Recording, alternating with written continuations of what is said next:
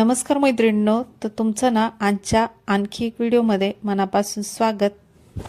तर आज आहे सोमवार आणि सकाळचे 7 वाजलेले आहेत। तर पहा, मी आंघोळ करून घेतली, देवपूजा पण माझी झालेली आहे आणि आता चहा ठेवते। चहा म्हटलं ना तर पहिला मला अगोदर चहा लागतो। जेव्हा माझी देवपूजा झाली की मी लगेच चहा बनवते आणि चहा पिल्यानंतरच मग माझा पुढचं सगळं आहे ते काम मी करून घेते। तर पहा, रात्रीचे जे भांडे घासले होते ना ते पहिले लावून घेतले, चहा ठेवला, एकीकडे दूध गरम करायला ठेवलं आणि त्यानंतर ना मला चहा पिल्यानंतरच मी नाश्ता करत असते, पहिला माझा चहा असतो। तर सर्व भांडे अगोदर लावून घेतले आणि त्यानंतर मी पहिला चहा घेतला आणि चहा घेतला ना तर चहासोबत मला बिस्किट वगैरे, पार्लेजी मला बिस्किट खूप आवडतं, तर कधी कधी पार्लेजी बिस्किट पण मी चहामध्ये बुडवून खाते। चांगलं नसते, कफ होतो त्याने, पण मला आवडतो म्हणून मी कधी कधी चहा बिस्किट खात असते। त्यानंतर थोडाफार कशाचा नाश्ता करते, तर आमच्या घरी ना रोज हरभरे वगैरे भिजायला घालतात, तर काही ते हरभरे पण खातात आणि नाश्ता तर मी बनवते काही ना काही। तर पहा, हा अख्खा नूडल्स होता ना, तर आज म्हटलं अख्खा नूडल्सच बनवा। आमच्या दीदीला खूप आवडतं मॅगी, अख्खा नूडल्स वगैरे, हे तिला खूप आवडतं। तर आधीमध्ये मी बनवत असते, जास्त बनवत नाही, कधीतरीच बनवत असते। तर एकीकडे ना मी कोबी बारीक कापून घेतली, उभी उभीच कापून घ्यायची, जास्त बारीक असा कोबी कापून घ्यायचा नाही, आणि कांदा पण असा उभा कापून घ्यायचा। तर एक कांदा घेतला होता आणि तोही उभा उभा कापून घेतलाय पहा। आणि एक मिरची घेतली होती, एक नाही 2 मिरच्या घेतल्या होत्या आणि त्याही अशा मधून कट करायच्या अगोदर आणि त्याचे 2-3 तुकडे करून घ्यायचे। आणि पहा, आपण ना कोबी जास्त घ्यायचा याच्यामध्ये, कोबी जर जास्त असलं ना तर अख्खा नूडल्स पण जास्त बनतो, भाज्या पण जातात, गाजर पण तुम्ही घालू शकता याच्यामध्ये, तुम्हाला ज्या आवडतात ना त्या भाज्या घालू शकता। तसे तर मुलं खात नाही, अशा पद्धतीने जर केलं ना भाज्या वगैरे घालून आणि त्यांच्या आवडीच्या त्या मॅगीमध्ये किंवा अख्खा नूडल्समध्ये, तर असे जर केलं तर भाज्या नक्कीच जातात।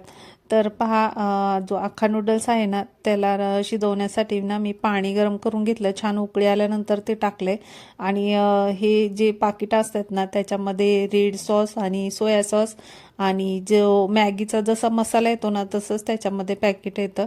तर आपल्याला एक्स्ट्रा काही मसाले त्याच्यामध्ये टाकायची गरज पडत नाही, फक्त कोबी, कांदा, ज्या भाज्या टाकायच्या त्या टाकून घेऊ शकतो, टॅमॅटो टाकून घेऊ शकतो आणि बाकी जे दाखवले ते मसाले टाकून घ्यायचे। अगदी सोप्या पद्धतीने हे अख्खा नूडल्स बनतं, कारण की त्याच्यात सोया सॉस वगैरे सगळं असतं। आणि पहा, मी आता ना हे नूडल्स शिजवून घेतले, त्याच्यात मीठ टाकलं होतं थोडंसं, शिजवतानाच ना आपण उकळी त्याची आली ना मीठ टाकून घ्यायचं आणि नंतर ते नूडल्स ना शिजवून घ्यायचे।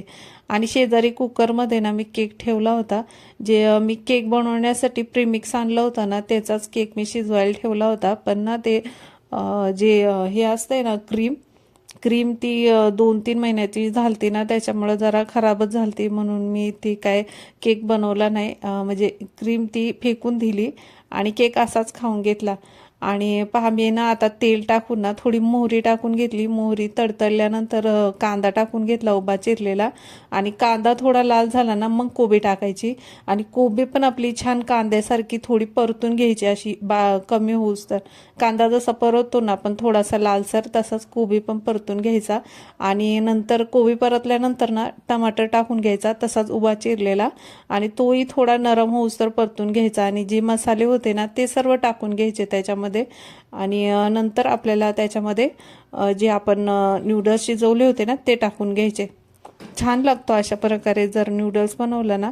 आणि मी त्याच्यामधलं ना चाळणीमधलं एक पण दाणा ठेवला नव्हता, सर्वच पूर्ण काढून त्याच्यामध्ये टाकून दिलं, आणि मी अन्न अजिबात वाया घालवत नाही। पहा, पूर्ण मी जे बारीक बारीक त्याला चिटकलं होतं ना नूडल्स सगळं टाकून दिलं आणि व्यवस्थित परतून घेतलं। असं काही बनवलं ना तर मुलं आवडीने खातात, जरा पण फेकून देत नाही, त्यांना खूप आवडतं अशा पद्धतीने जर हे नूडल्स बनवले ना तर। पहा, छान असे परतून घेतले आणि थोड्या वेळ झाकण ठेवून ना फक्त 5 मिनिटं वाफ येऊन द्यायची त्याच्यामध्ये, जास्त पण हे नाही करायचं, नाही तर खाली लागतं, कारण की ते नूडल्स ना शिजवलेले असतात ना, नरम असतात, त्याच्यामुळे लगेच कढईला लागतात। तर 5 मिनटं मी त्याचे वाफ काढून घेतली आणि पहा अजून कपडे पडलेत मला धुवायचे.